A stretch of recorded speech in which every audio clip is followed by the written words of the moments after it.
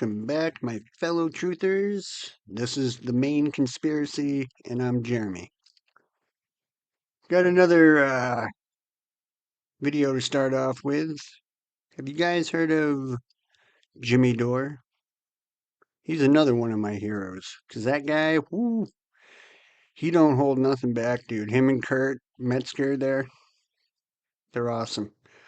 They're right on my level. And honestly, they're the only fucking platform that is like that. As far as getting your news and your host just tells you the way it is. I love that shit. No sugarcoating, and he don't hold back any fucking punches at all.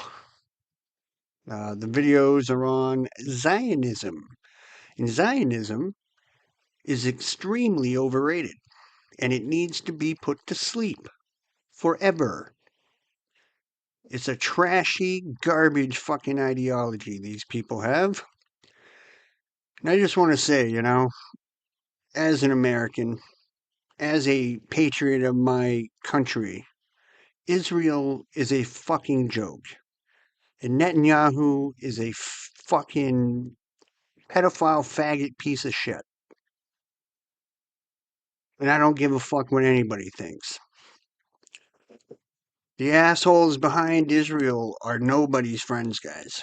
Okay? These fuckers have had it out for the American people since the destruction of their loser piece of shit country, Khazaria, way back in the day. All right? Same people. Same fucking people. Yeah, well, I see through the bullshit. I mean, the crimes against humanity need to stop. And that's where we come in, you know? We have no choice but to rise up as one and hunt each and every one of these motherfuckers down. Each and every one of these parasitic wastes of life.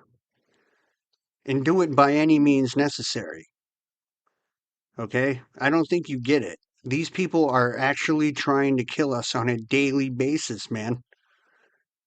Every single day they're spraying our skies, they're poisoning our food and our water, they're taking the fucking water, they're building data centers, taking people's land, shutting down the farms. They want us dead. And for those of you who are still asleep, wake the fuck up or you're in deep shit. These are all facts, guys. And this is the summer everything starts to fall apart. Mark my fucking words. I think there's a Jew alive anywhere that can trace their roots back to Palestine. We've got a special guest at the top of the show. Miko Peled is an Israeli-American activist, author, and speaker from a prominent Zionist family with deep ties to Israel's founding, including his grandfather, Avraham Kasnelson, who signed the Israeli Declaration of Independence. He served in Israel's special forces, but later rejected Zionism and became a vocal advocate for Palestinian rights, the BDS movement, and a single democratic state with equal rights for all. He currently serves as director of Palestinian House of Freedom in Washington, D.C. Welcome to the show, Miko Peled. How are you, buddy? Good to be with you. Thank you. Last time I saw you was at a comedy show here in D.C. with Max Blumenthal. Oh yes, that was a fun time. I loved it there. Great to see you again. So tell me your story. So you're an Israeli. You served in the IDF. Your father signed the Israel's Declaration of Independence. So how did you go from being a Zionist in the IDF to being an advocate for Palestinians? Well, it was my grandfather that signed. My father was a general in the Israeli military. So got it. Okay. Thank you. I come from a very patriotic line of people, a very patriotic Zionist family. And, I wrote this book, The General Son, Journey of an Israeli in Palestine, and that kind of became my nickname, The General Son, in a way. But the path that I took was the path of somebody who grows up in this very privileged sphere and suddenly realizes that he lives in this kind of a bubble, on the privileged side of what is actually an apartheid system. And the journey that I took was a journey from that reality into the space where Palestinians live within Palestine. And eventually I realized, this went on for several years, but eventually I realized that I wasn't born and raised in a country called Palestine. Israel. I was born and raised in a country called Palestine, which is occupied by a regime that calls itself Israel. So that's kind of the short version of the story, of the journey. So you were able to break out of the bubble. So you're saying that you think most people who live in Israel, who are brought up there, they live in an information bubble? It's not that they live in an information bubble, but the education system, the Zionist education system, which is very similar to the Zionist education system here as well in the United States, and the atmosphere and the discourse within society and the discourse in the media is so inherently racist and supremacist that you don't see the Palestinians. You know what I mean? You know that they're there, you know that they're terrorists, you know that they want to kill us, you know that they're kind of primitive, and all the stereotypes that, all the characteristics that are given to the other by people who are basically white supremacists. And that's all they know, and that's all they care to know. And of course you're told that it's very dangerous to go into Palestinian spaces. And so, for example, I was born in Jerusalem, which is, kind of, they call it a mixed city, but the two sides, the Israelis and Palestinians, it's so segregated, completely segregated, that you don't see Palestinians. In those days, Palestinians still did a lot of the construction. They did a lot of the landscaping. Now they bring in people from other countries, but you see them come in and out of the frame, but you don't really meet Palestinians. And this is true throughout all of historic Palestine and all of the so-called mixed cities, like Lid, Haifa, of course, Jerusalem, Jaffa, some of the others.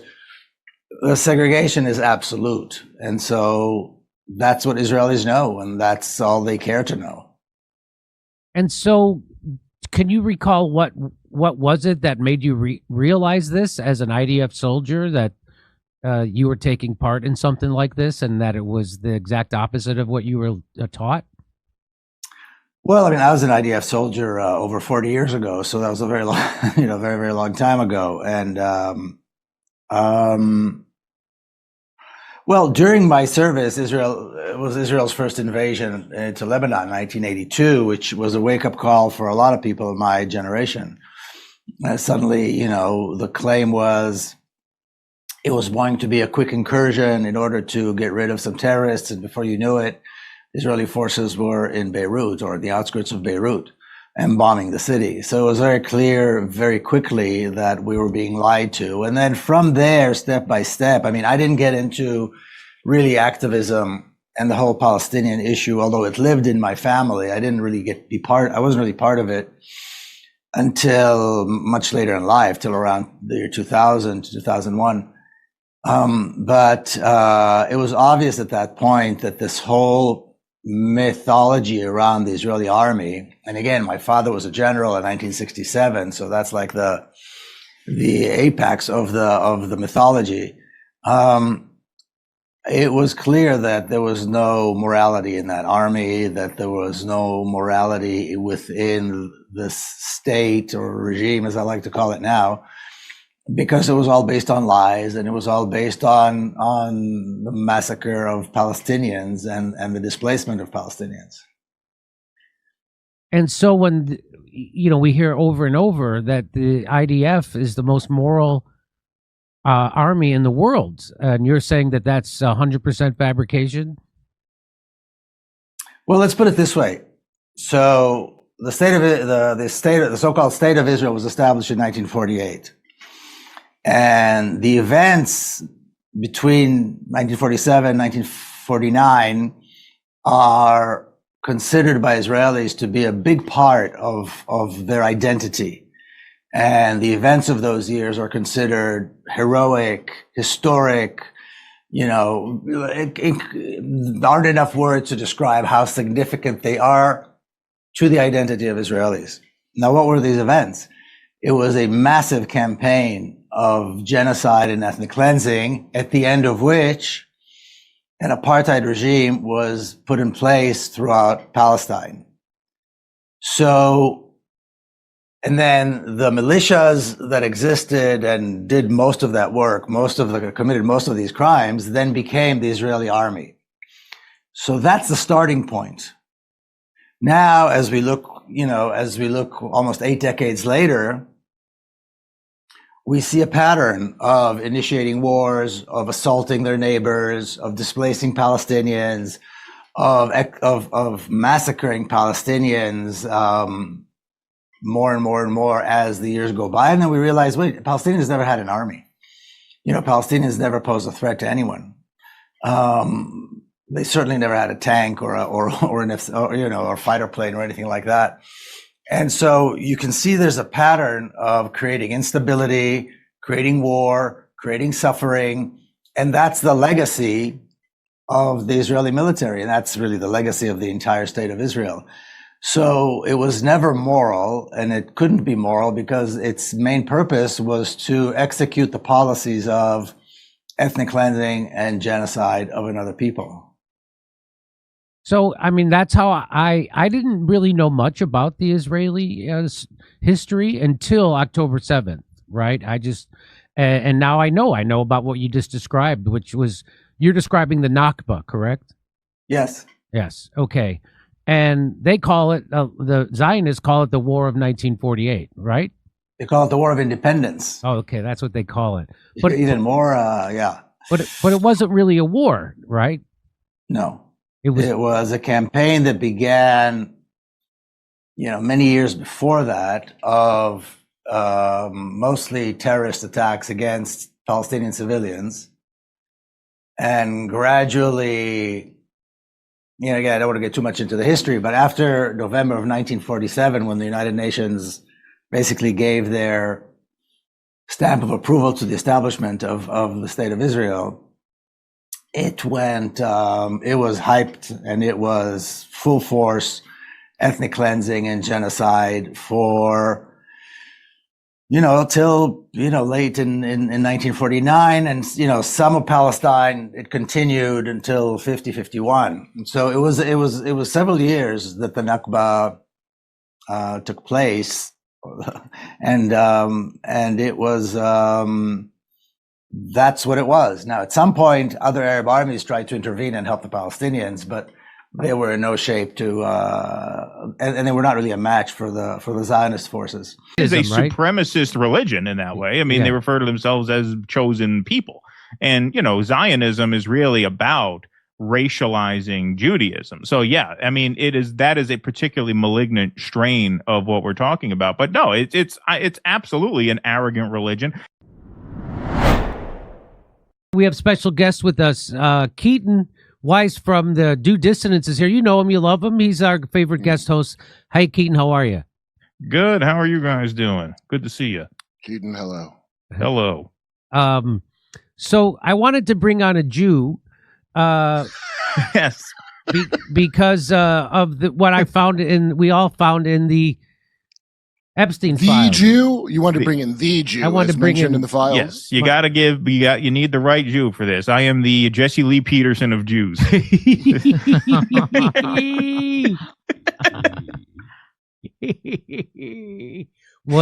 you tell me what is a woman? All right, here we go. So you love God? Do you love God? Do you love God? Do you love him? Do you love God? I love how he just keeps asking the same question over and over. Yeah, he's great. He's the best. He's kind of Scientology's you. Yeah. Yeah. So this is from Jeffrey Epstein to a guy named Roger Schenck. And he says, Jeffrey Epstein says this is the way the Jew make money, and made a fortune in the past 10 years selling short the shipping futures. Let the Goyim deal in the real world. From shipping news, the most dramatic growth has been in shipping futures, which allows shipping companies to lay off risks. The most popular futures are forward freight agreements to deliver goods on particular routes, some of the blah, blah, blah. They have grown in the past year to roughly the size of a physical market, according to Bill Lyons of the Baltic Exchange and Shipping in London. Many of the industry have been suspicious of such futures because they've been averse to hedging their bets. Risk-taking is, after all, part of the game, and averse to complicated financial instruments that they do not really understand. So and then Goyim were born only to serve us. Without that, they have no place in the world, only to serve the people of Israel. Who wrote that? Ted Cruz? That's that is Sephardic leader Rabbi Ovdia Yosef, spiritual leader of the Shas party, said that in 2010. So here's a little bit. I mean, it's nice to have a purpose in life, but, and me being Goyim, my purpose in life is to do all the hard work while another group reaps all the benefits. Isn't that something? So Are they talking about in the bedroom with my Jewish ex where I did all the work like a goy? Like a goy. So this is from the Jewish Telegraphic Agency, established in 19... Sephardic leader Yosef, non-Jews exist to serve Jews. So there it is. Goyim were born only to serve us. Without that, they have no place in the world, only to serve the people of Israel, he said during a public discussion of what kind of work non-Jews are allowed to perform on Shabbat.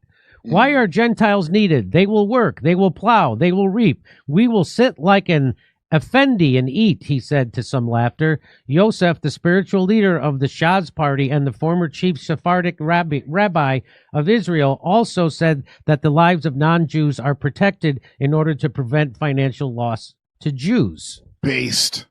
So, Shout out to Yosef, by the way. Why do I get the feeling that these guys not only didn't have anything to do with the building of the pyramids, but they probably brought contractors in and didn't pay them at the end of the job? Why? Yeah, I've long said Mexicans built the pyramids. Illegal. Venezuelans. Tren de Aragua, probably. So Peter, this guy Petre says, just replace Goyim with Untermenschen, and it's impossible to distinguish Zionist ideology from Himmler's comments on the master Aryan race and the justified enslavement of all the subhumans. What kind of idiot says this comparison is illegal hate speech? All Zionists, whether ideological or transactional. And I am afraid to say also significant numbers of anti-Zionists of the secular Jewish and or Trotskyist kind. So let me what is it, Keaton? Can you shed any light on this? Is this the way just Zionists think, or is there a certain sect inside Zionists that thinks this way? Is it why people refer to the Jews as the Jews this way? Because I know the Jews I know as far as I know, don't think this way. You and Russ don't think this way, right? Right. Well, there's a spectrum. Like in my experience, there's like a spectrum of it. So, I grew up, the Jewish half of my family, which is really the only half that I spent much time with, since my mother is Maltese Catholic, but most of her extended family lives in Malta. I've not met most of them. So when I would go to family events, it was always a bunch of New York Jews. I mean, and we were kind of like liberal, secular Jews. We're not like serious practicing Jews, but it is a culture to a large extent. And the way this language is used, there's kind of a range. Like there are certain words that we used to use casually without thinking much about. So like schmuck is an example of that. Schmuck, that's a Yiddish word. When we would refer to someone as a schmuck, it was kind of a term of endearment. We didn't mean they were like a bad person or that we hated them. Like the N-word. Right. It's a schmuck. But apparently there's like a range because so the way we used to use there's a race of schmuck, schmucks. Did you really? No. I said the way I said there's a range, not a race. A range. Okay, a range. There's a range of schmucks. So like the way we used to use the word schmuck was like, for example, like my father and I were helping a relative move. This was years back. And, he packed the moving truck full of shit that he did not need at all. What So a we're out schmuck. there at the moving truck and we said, can you believe this schmuck packs a broken lamp to move? He didn't just throw it out, right? We're not saying he's like a contemptible, despicable person. He's kind of a likable putz and oaf, whatever, a doofus. But there were times like later in my life where I would be in conversation with people and I would refer to someone else. I would say, oh, yeah, that guy, he could be a real schmuck. And they're like, why do you say that? It'd be very serious. Well, why would you call him a schmuck? Like I just called him a real slur or something. And then I explained what I meant by it. And then I looked it up and it turns out like, yeah, you can use it the way we always use it, kind of casually as New York liberal secular Jews, as like a term of endearment, or you can use it to mean like a truly despicable person. Now, Goyim was always the same way in terms of my understanding of it. It was a little more severe since with Goyim, there is that sort of like racial or religious or tribal aspect, since Goyim refers to non-Jews, whereas a Jew can be a schmuck or a Gentile can be a schmuck. But Goyim, you are not Jewish if you're Goyim by definition. And so, we would refer to the Goyim. Yeah, it is like a term of ridicule, but we never thought of it as like a particularly vicious or mean-spirited term. We would mean it as sort of a joke. Like one of the phrases we would say about non-Jews, we would say, okay, this guy has a goyish cup. Goyish cup meaning a Gentile mind, cup meaning, head or brain. So a guy with a goyish cup, like if we were meeting people for dinner in New York City, and they were not Jewish, and they paid to park the car across the street from the restaurant, we would say, oh, look at this guy with the goyish cup paying $30 to park. Even if it was a Schwartz? Yeah, meaning, he's got an inferior mind. Look at this goyish cup paying to park. He doesn't have the brains to do what we Jews do, which is drive around the city for 45 minutes, seething in anger, having a heart attack, and then parking 15 minutes from the restaurant and having to walk a half an hour in the rain to get to the place. That's what a savvy Jewish mind would think to do. And look at this goyish cup parking right across the street. So, yeah, I mean, that is a little bit more tinged, right? Like there is obviously a little more hostility there since it's like a tribal speak. But I didn't realize how offensive it was to non-Jews to call them Goyim until I started like interacting with people, basically until this whole, I should say, set of revelations. This whole Mishigash? Which is that, until this whole Mishigash came to light. Where it turns out we kind of are ruled by, a cabal of illiterate Jewish pedophiles.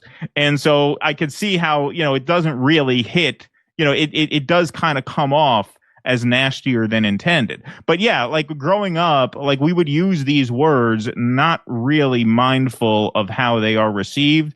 Schmuck is the milder version of that. Goyim is the more severe version of that. Like the first time it actually really occurred to me that something must be up with the word Goyim. There must be more to the word Goyim than I'm picking up on. There's an episode of Curb Your Enthusiasm where Larry David is trying to get accepted into this like waspy country club. And Susie, Jeff's wife, says, they're never going to let you in with that big Jew face of yours. They can see you coming a mile away.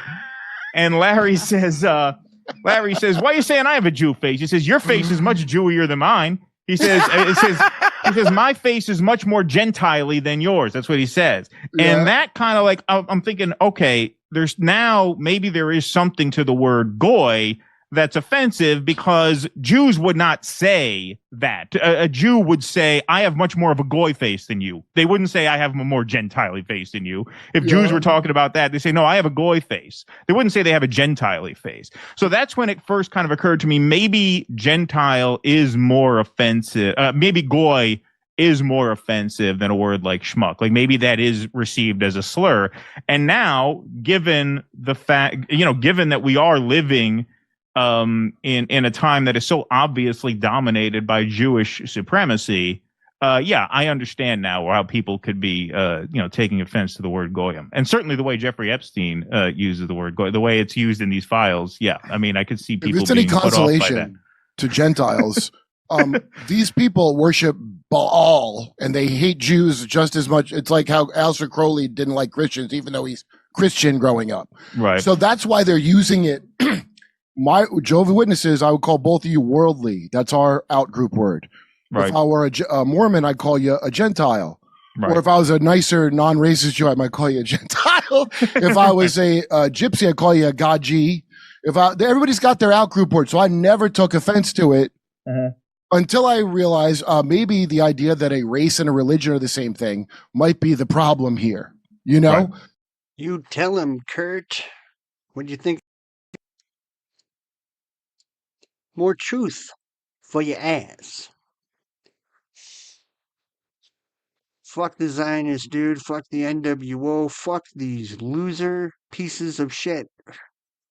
Fuck them. A fight, dude. We gotta give them a fight. We can't just sit here and think everything's gonna be okay and it's gonna fix itself. They're coming for us, guys. You better be ready. Better be prepared, you know? You think I'm a fear monger? I don't give a fuck what you think, dude. I know this to be true. I'm not the only one talking about this. Go back and watch my last 10 videos and tell me that there's nothing wrong. There's a major shitstorm coming our way. And it's all because of these fucking losers. And they will lose. And they know this. That's why they're fucking banging all these fucking problems out. They're trying to keep us confused and dumbed down, dude, so we're not paying attention to what's really going on. Disclosure Day? Fuck that movie. That's a psyop, dude, big time. David Icke, he went and saw it the night it came out. Check that, see if I can find that video. But yeah, I mean, these people are running scared. They're losers. Their gods are losers. They lose. We need to wake up to all of this. Unify so we can kill it.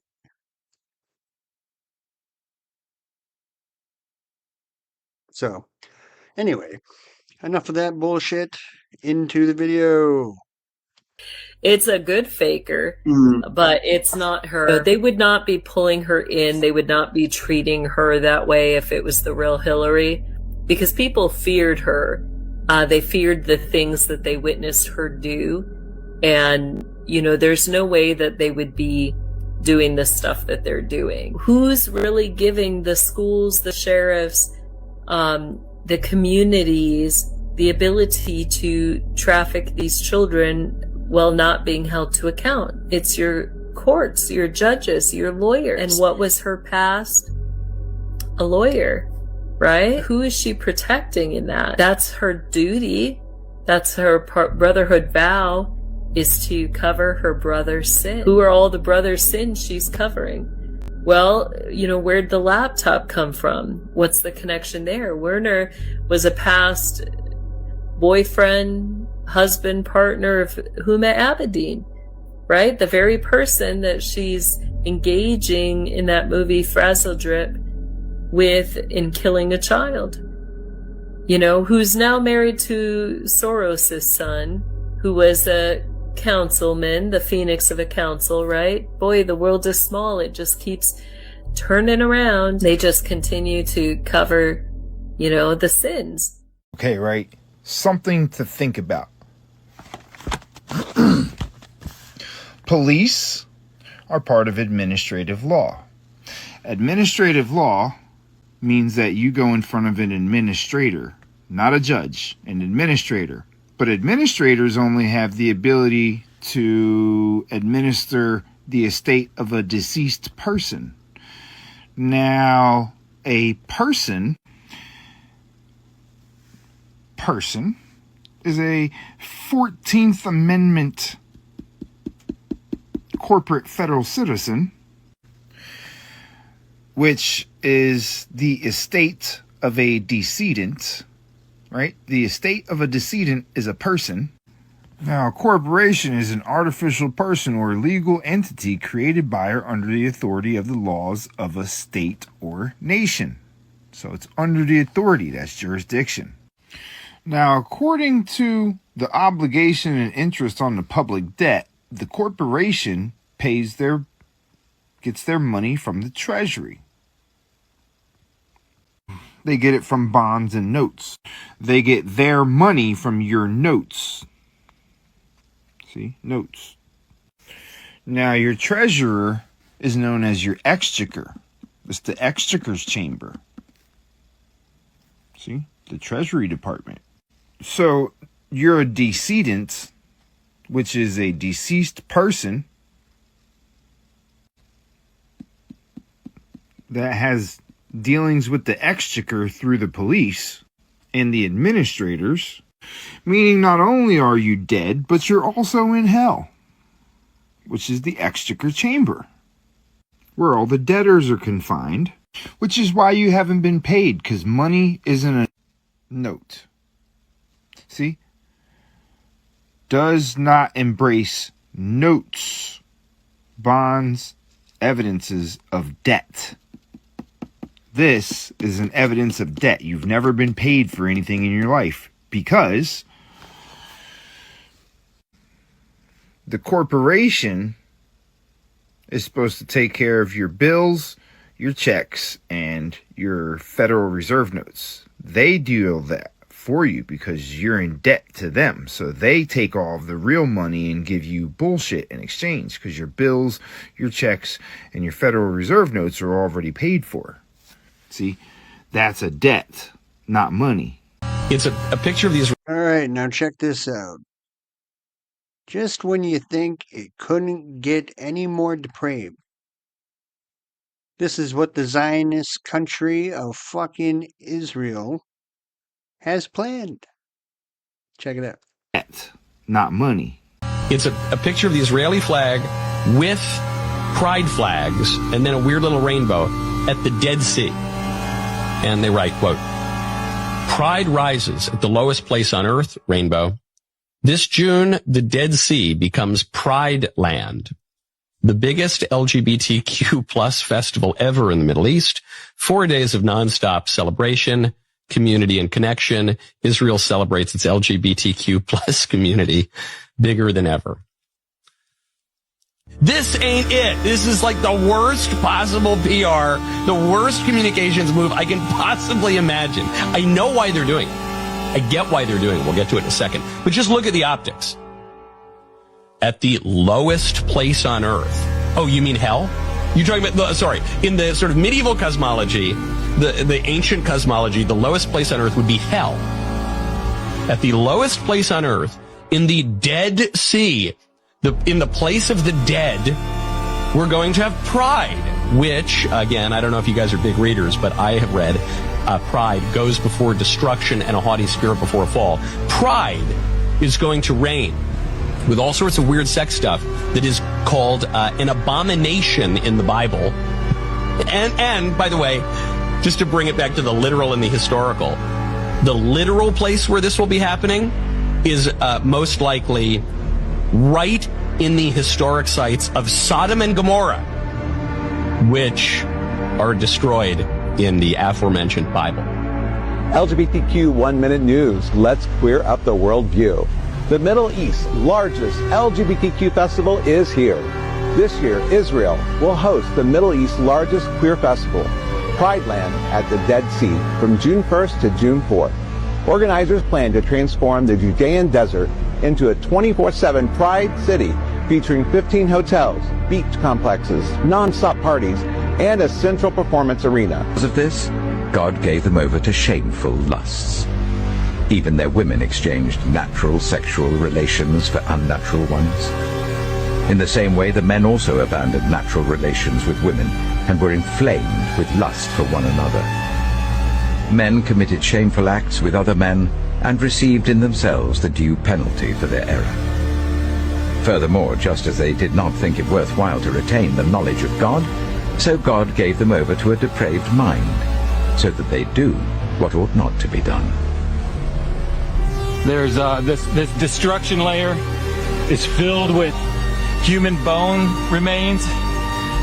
Here's some ribs found in this area, burned pottery, a total burn destruction. A venomous ant is now officially invading the US, and one single sting from it can literally send you to the hospital. These ants are called Asian needle ants, and the whole problem is that they're so tiny that you can't even see them. They're saying that these ants are less than a quarter-inch long. They hide in firewood, leaves, and under rocks. So basically everywhere, so what was the point in that? That's cool. They're saying that the sting injects venom that can send certain people into shock, so people who react badly to a bee or a wasp sting are most likely at risk. A bunch of people actually ended up in the hospital over these ants last year, and some doctors have literally now started to tell people to start carrying an EpiPen just in case. For the people that have already been stung by this ant, they've said that it feels like a needle going straight through you whenever they sting, and the sting can actually randomly come back out of nowhere and start hurting again hours later. They have officially spread to around 20 to 22 states now, from Florida all the way up to Washington, and I'm gonna put a map on screen now so you can check and see where you are. And apparently these ants could start moving and migrating faster because warmer winters let them push up further north quicker. So good luck. Did you see that Sean Strickland got banned from the White House for talking about Israel? I'm not surprised at all. Freedom of speech is what really makes this country great. And when you can't criticize a foreign nation,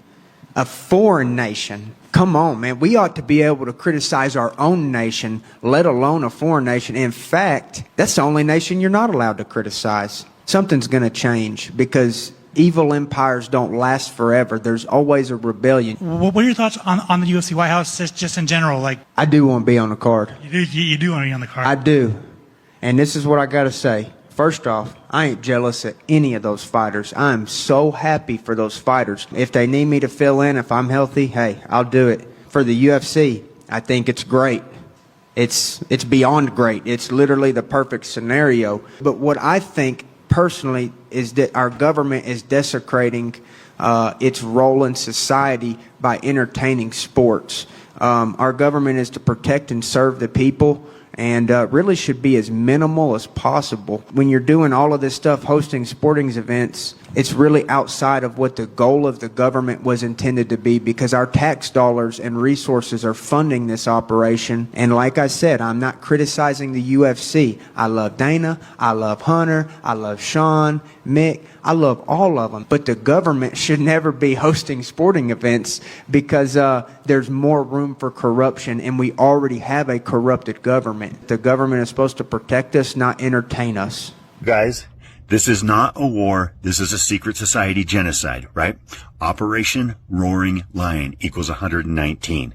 Just like Fraternal Order of Police is 119, just like 5 Points of Fellowship is 119, and the Georgia Guidestones, which wants to reduce the population to 500 million by 2030, which is 5, Georgia Guidestones equals 92. What is 92? It's 9/11, right? 9/11/2001, which equals 14, which equals 5.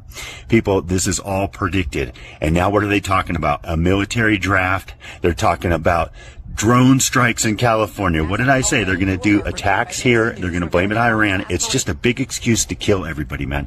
This is 9/11. And before 9/11, what did Rumsfeld say? Oh, we lost $2.3 trillion at the Pentagon. And now what are they saying? Oh, the first 6 days of the war, we spent $11.3 billion, right? 23, which is 5, people.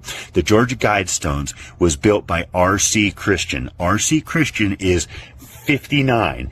5 plus 9 equals 14, which is 5, but 59 is helter-skelter, and 59 is also compass and square, people. The Eye of Providence equals 86. 8 plus 6 is 14 is 5.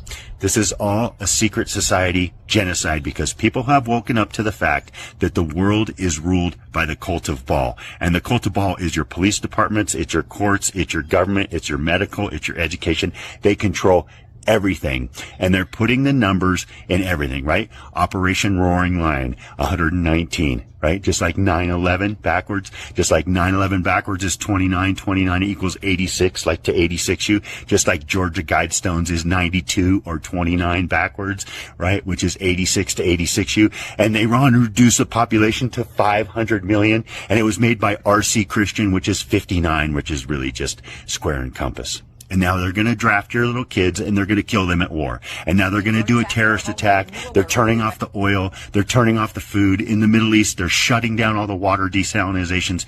This is a secret society genocide, as every war has been. So, sign, share, and promote the Full Disclosure Act. We must expose the secret societies if you want to save the world and you want to save yourself, okay? So, don't act like you don't know this number language because it's all coded in numbers, right? Fraternal Order of Police, 119. 9/11 happened, 119, which is 29 backwards or 92. Just like Georgia Guidestones is 92 or 29 backwards, which means to 86 you. So, I'm teaching you, but you're not listening, right? This is a secret society genocide, not a war. Peace. You think they poison? That is so well said, Stephen. Did you hear what he said? Is it clicking? Okay? Do you fucking understand how important this is? This is not a joke, guys. Damn. Peace. You think they poison our food so much? Or, like, do they want to calcify our pineal glands? And if so, why? Why does it bother them so much? Why can't they just, like, let us be? And who is they? Yes. One question. Good. Why poison food, fluoride, calcify pineal, control through spiritual suppression? Who is they? Entities running the reincarnation harvesting system, archons, demiurge, parasitic consciousness, government elites serving those entities, banking dynasties, intelligence agencies, corporations profiting from disease. It's a hierarchy. Top levels, non-human entities control middle levels, government/corporate elites, who control bottom level, U.S. Why they're so bothered? Calcified pineal equals spiritual blindness. A functioning activated pineal gland allows you to see beyond 3D, perceive other dimensions, non-human intelligence, truth, access intuition that knows, can't be lied to if you know internally, produce endogenous DMT, natural psychedelic that breaks through illusions, connect directly to source, God consciousness. Don't need priests, institutions, authorities to tell you what's real. Activated pineal equals you're dangerous to them because you become ungovernable. Authority can't control you if you perceive truth directly. Self-sovereign, don't need permission to think, believe, act. Conscious of the trap, see the matrix for what it is. Able to wake others, your awareness becomes contagious. Why they can't just let you be? Because consciousness naturally awakens. If left alone, humans would eventually. Remember who we are. Infinite consciousness in temporary form. Recognize the prison, reincarnation loop, control systems. Exit the trap. Refuse consent to keep cycling. Reclaim power. Stop serving their system. That would end their harvesting. Their power depends on your amnesia, forgetting you're infinite. Your compliance, believing you're powerless. Your fear, keeping you in survival mode. Your spiritual blindness, can't see the game. So they actively suppress. Fluoride in water calcifies pineal, blocks spiritual perception. Processed food, inflammatory, lowers consciousness frequency. Seed oils, damage brain, suppress intuition. Electromagnetic pollution, disrupts pineal function, keeps nervous system activated. Lack of sunlight, pineal needs light to function. Censorship of consciousness information, can't awaken if don't know it's possible. Pharmaceutical drugging, keeps you medicated, numb, compliant. Media/entertainment, distraction from reality, normalization of control. It's systematic. Every layer of modern life is designed to keep pineal calcified and consciousness suppressed. Why can't they just let you be? because you're food.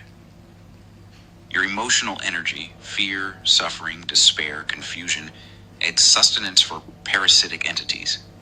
Your compliance equals servitude generating profit/power for elites. Your reincarnation cycles equals infinite harvest, if they let you be free. No more energy harvest, no more control, no more profit, no more power. System collapses. They're not just being mean. It's survival for them. Their entire existence depends on your suppression. Bottom line. They poison food, fluoride water, calcify pineal, suppress consciousness information because awakened humans equals end of their power. Spiritual blindness equals compliance. Compliance equals harvest. That's the equation. They're not bothered by you existing. They're terrified of you waking up. Because the moment you activate your pineal, remember who you are, and recognize the trap, you become ungovernable. And ungovernable humans end their system. So they do everything possible to keep you asleep, afraid, calcified, compliant. It's not personal. It's systemic control designed to extract maximum compliance/energy servitude. But now you know the playbook. Now you can choose differently. Decalcify your pineal. Wake up. Remember who you are. Become ungovernable. That's how the system actually ends. One awakened human at a time, refusing to play anymore. According to the Now, what I can say, this next video is, I did talk about this. All right, going over solar flare. Okay, but it's not going to really be a solar flare. Okay. Now he's talking about it as it will be a solar flare, so, but it won't be. It will be bad. But, according to the classified files, clearance level dash 9.8, for years the world's most powerful billionaires, as it's been recorded on paper, and this includes, of course, the corporate architects. We're talking about the technocrats, right? And all of those people that are connected to BlackRock, Vanguard, Sam Altman. I mean, we're talking about the tech billionaires here. So the Alliance has known that for quite some time, these tech billionaires have been, building underground bunkers with fortified compounds, with self-sustaining facilities, and of course, remote survival enclaves.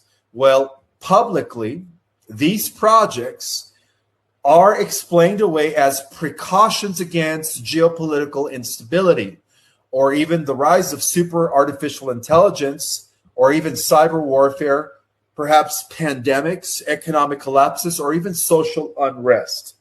However, according to the Alliance, they suggest that the reason why these billionaires are getting ready to go into their bunkers is because of something greater than all of these assumptions. According to this assessment, my friends, many within the upper echelons of global power have gained access to fragments of classified data indicating that the Earth is approaching a rare cosmic event, an energetic transformation that is originating with the sun itself. Well, according to intelligence sources, they speculate that various elite groups have interpreted ancient prophecies, sacred astronomical records, as well as classified space-based observatories as evidence that an unprecedented burst of solar energy will be impacting the Earth very, very soon. And it is coming. And they've known this for decades. So, because of fearing this disruption to civilization, the billionaires began constructing extensive underground infrastructures designed to preserve their influence and ensure continuity of operations. Yet, Alliance documents have identified what may be a critical flaw in their calculations. Let me explain. You see, the planners assumed that survival is primarily a matter of shielding the physical body from external forces. However, little do they know that the solar flash will be penetrating every layer and fiber of the Earth.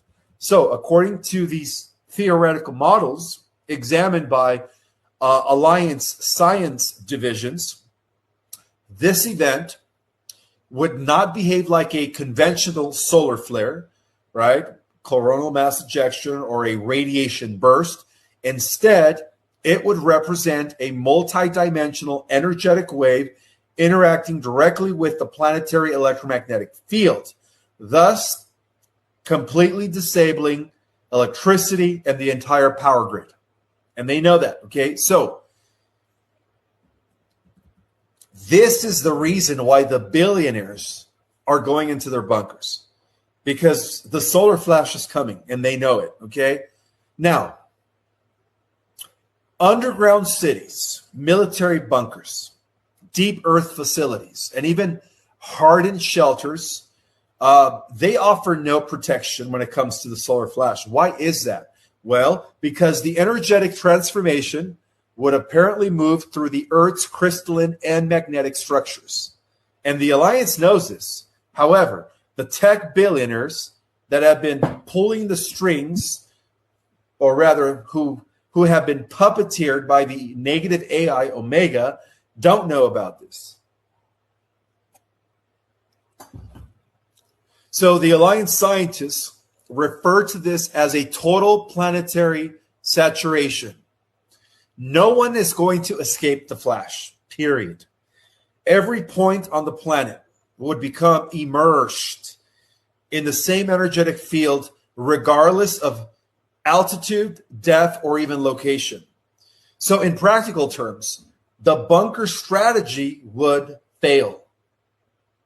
Now, those seeking refuge beneath mountains or even deep underground would experience the same energetic exposure as those standing beneath the open sky.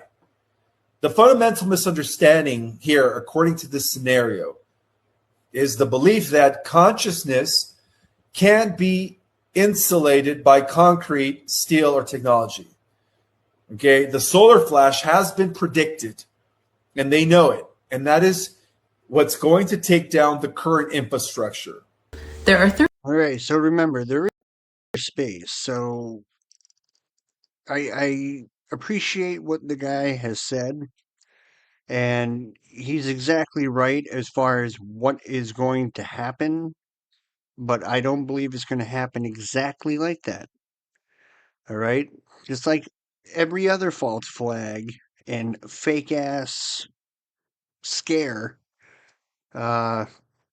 these people are going to do a man-made solar flare and release radiation. Okay, I talked about it in a couple of my prior videos. Check those out. But what he says is going to happen, I don't know. You be the judge. There are 13 points on the human body where, according to classical Chinese medicine, ghosts and demons can enter. The ancients mapped them, named them, and taught us how to awaken their protective medicine. At the base of your skull, in the soft hollow just beneath the bony ridge, precisely on your midline, there is a point the ancients called Palace of the Wind, and sometimes Ghost Forest. This is governing vessel 16, GV16, one of the 13 ghost points used in classical Chinese medicine to calm the mind, treat addiction and emotional trauma, and in older times to expel what the tradition called demons and ghosts. The language has evolved, the medicine has not. GV16 is understood to be a threshold between the external world and the palace within, the home of your own divinity. And because it is a doorway, it can be entered.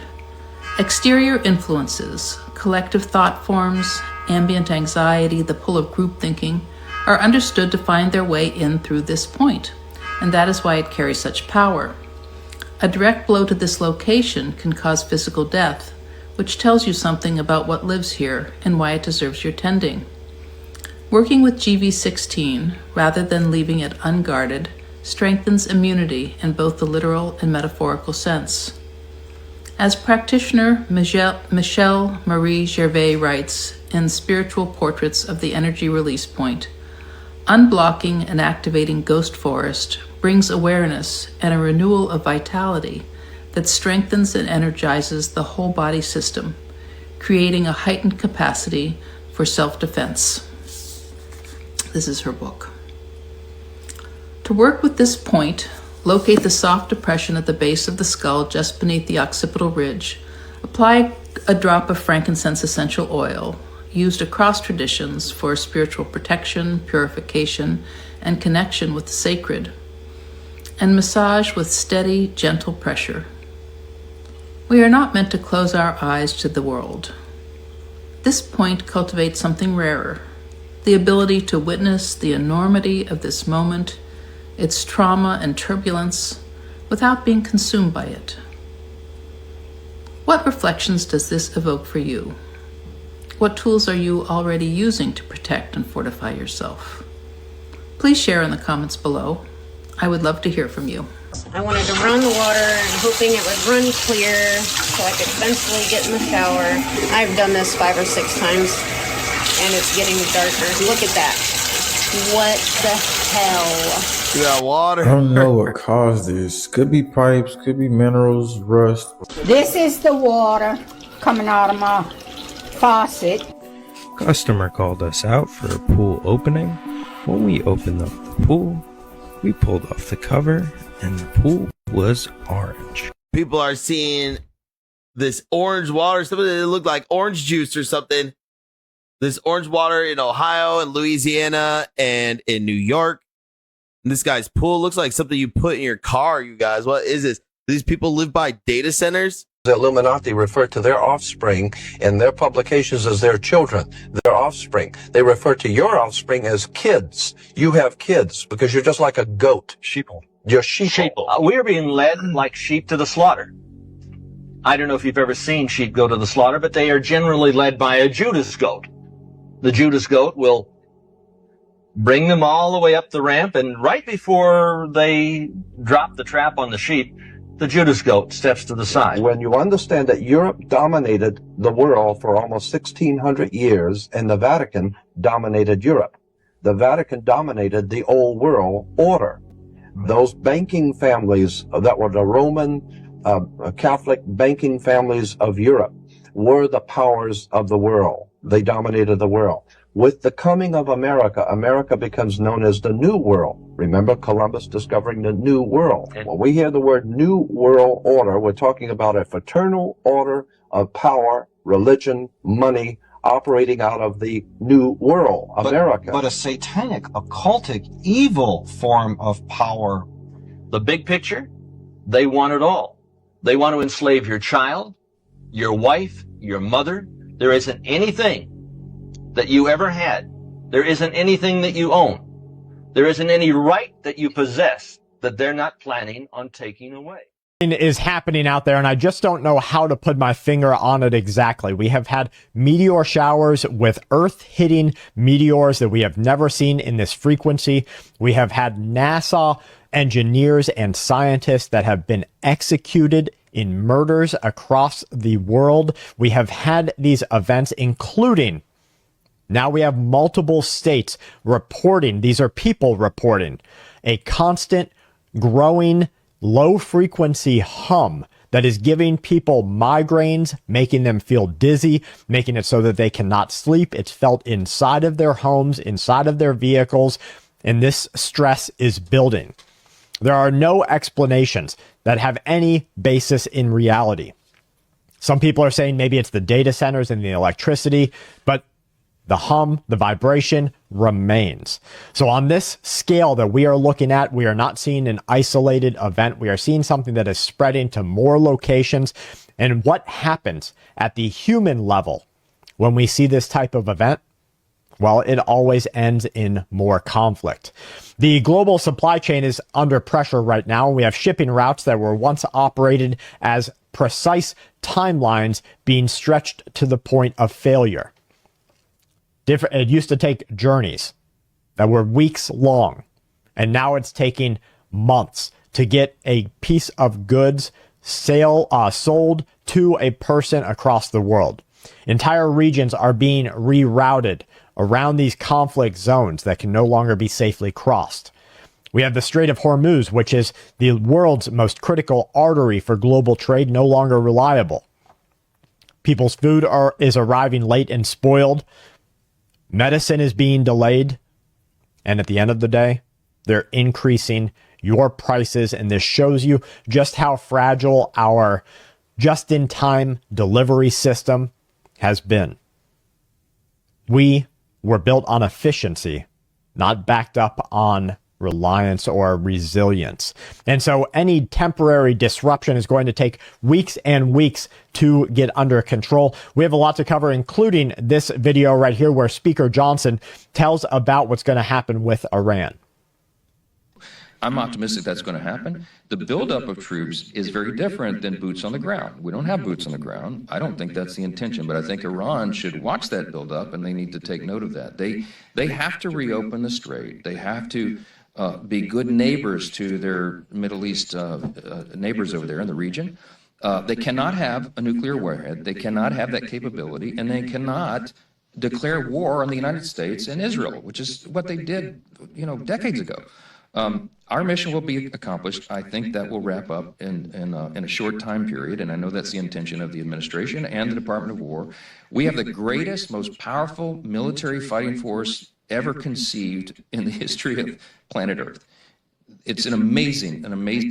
So here you see Speaker Johnson discussing the Trump administration and exactly what is going on there. And he gave you a couple of very critical key words inside of that. One is intention. They're speaking of the intention. It's not intended to last long. We're not intending to keep boots on the ground. He spoke of intention, which intention has nothing to do with the action that is actually happening. So watch the people, watch the movements. Don't watch what they are saying. The second thing is a little bit of a flipping the script. They're now saying that this war is here because Iran declared war on the United States of America, not with this current conflict, but they did it 40 years ago. And that America's turning the other cheek is all but over. We do have a lot more to cover, folks. Let's go ahead and dive right into it, including this message that came out of the government of Bahrain, which officially requested every citizen to fill their fuel tanks to the brim. Told everybody to start charging your cell phones. They've also discussed a nationwide, and this is multiple countries now, a nationwide call to stockpile food and medicine. When you have countries near the conflict already starting to feel the reverberating waves of a war, those waves are only going to gain momentum before they hit the shoreline of the United States of America. And once they hit us here, you won't see the American government telling our people to stockpile food and fill your gas tank up. They would much rather come to the aid of a crisis that takes place or give the idea that they're coming to the aid than cause panic in a society that is as fragile as the United States of America, where when TikTok goes down, thousands of people go into the streets and loot and riot groups. They have street takeovers already. We have a war against the police already. We have states that let the worst people back out onto the streets to violently attack American citizens over and over again already. The American government understands that the American people cannot cope with the reality of what we are about to face. That reality should give you every reason to be a prepper or a survivalist. Maybe the government won't tell you, but I'm telling you right now, keep your gas tanks full. Get 6 months worth of food. That is an unreachable goal for a lot of people, but 6 days isn't. And then after you get a week's worth of food, get 2 weeks worth of food. And after you get 2 months worth of food. And after you get 2 months worth of food, get 6 months worth of food. And you can achieve that by focusing on the staple goods: flour, sugar, oats, canned goods.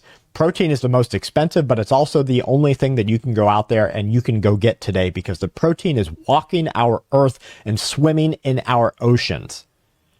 Know how to fish, know how to hunt, know how to defend yourself, and get ready, because we have a lot of bigger problems coming for our country. Look at this video. U.S. Army. Listen to what she says. An active duty, apparently Muslim faith-based U.S. service member, giving the thumbs up that she will refuse orders if American orders are given that in any way target Muslim individuals. No politics, but would you refuse a command if it's said towards Muslims?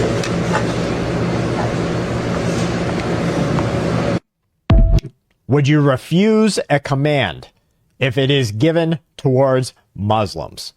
And she gives it the thumbs up. So while we practice inclusiveness inside of our country, let everyone have their ideas, let everyone have their sectarian systems, let everybody bring and include this.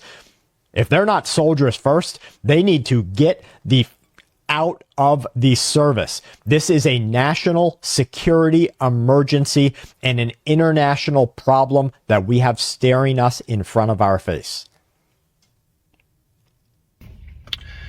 So following on from my video from yesterday, I want to make things extremely clear so people understand where we are at.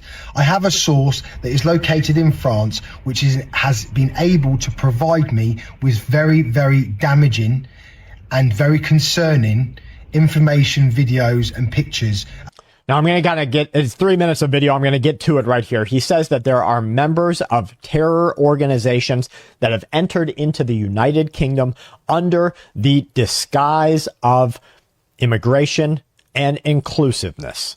And he says that there is overwhelming evidence that they are heavily armed and they are operating right now on British soil with lethal intent and lethal capability. Now, you are dumb if you don't believe that this is happening inside of our country. They gave the go-ahead from Iran. They told them using an encrypted message. And all they had to do, now you might say, okay, well, not every person that hates America understood that encrypted message, and they didn't have to. They had to look for a message to come at a time of conflict that was encrypted, and that's all they needed. They did not need to know what it said. All these cells operating inside of our country needed to know was what frequency that message would go out on, and that it would eventually show up. And social media blasted it out to make sure that it reached the eyes and the ears and the homes of every single terror group operating on American soil. We're already there. And within days, we started seeing attacks. The worst industrial crisis known to mankind is coming. This is the head of the International Energy Agency saying that what we are looking at right now will be more severe than any time in our history, the worst crisis in living memory. We will see surging energy prices. We will see dislocations of society by shortages of gas, and we will see the essential goods of material sending to people being shut down. International Chamber of Commerce has also warned of this. Folks, you better get ready. You're a prepper and a survivalist. You have to start acting like it. I'm continuing to scroll so that you don't have to. Make sure that you are subscribed here to Full Spectrum Survival on YouTube. Please support. We don't send out. This isn't a big organization. It's me, my wife, and my oldest son. Support us by joining us at patreon.com/Full Spectrum Survival or becoming a YouTube member at the mail out level.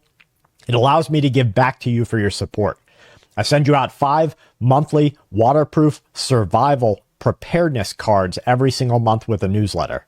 We're also instituting some new tiers, so make sure that you jump in on that. Thank you guys for what you do. From my family to yours, please stay safe and keep watch.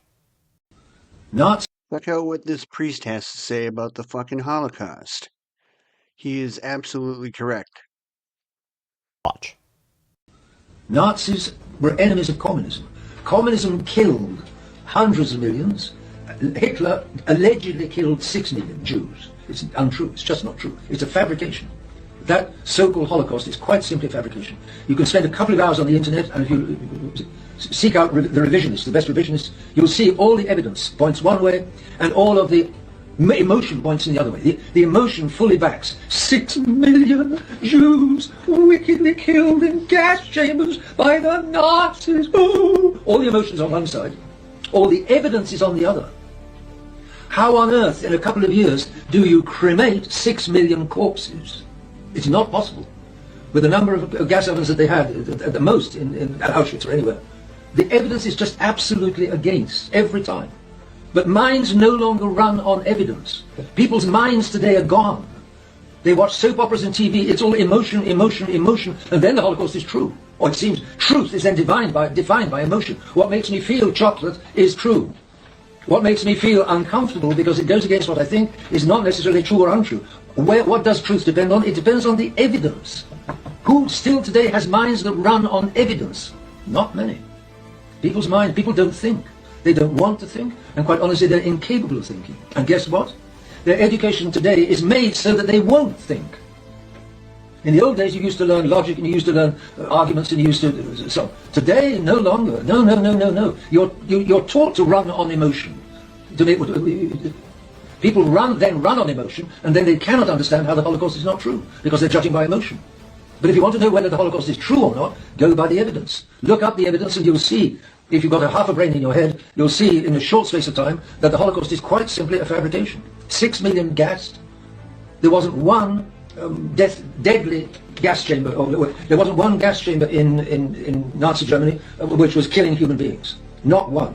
What there was in the concentration camps were disinfection chambers where Zyklon B gas was used to delouse clothing of prisoners as they came into the camps. That there was. That there is the evidence for.